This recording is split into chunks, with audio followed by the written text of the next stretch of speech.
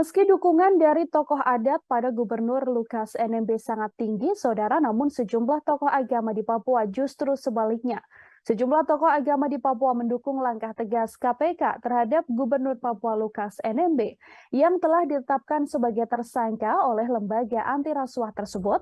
Hal ini disampaikan oleh pengasuh Pondok Pesantren Al-Hidayah Firdaus Koya Jayapura, Ustadz Ismail Also, agar Gubernur Papua mengikuti proses hukum yang dilakukan oleh KPK terhadapnya.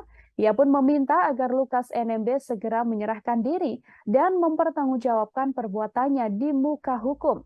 Ismail, yang juga Ketua Forum Komunikasi Muslim Pegunungan Tengah, menyarankan Gubernur Lukas NMB secara gentleman mengikuti proses hukum yang dilakukan KPK dan segera dapat dilakukan pemeriksaan oleh KPK. Dengan demikian, kepastian politik dan tertib pelayanan pemerintahan Provinsi Papua bisa berjalan secara baik, aman, damai, dan mewujudkan serta meningkatkan kesejahteraan seluruh rakyat Papua berbagai lapisan.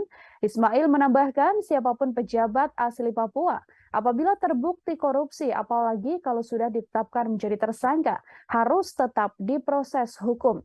Apalagi seluruh rakyat Papua hanya dengar angka ratusan miliar, bahkan triliunan uang dikucurkan pemerintah pusat. Namun tak pernah ada perubahan kesejahteraan bagi rakyat kecil di bawah selama Otsus 20 tahun berjalan sejauh ini. Ia juga mengkritik aksi demo yang membela Gubernur Lukas NMB setelah ditetapkan secara resmi sebagai tersangka atas dugaan gratifikasi.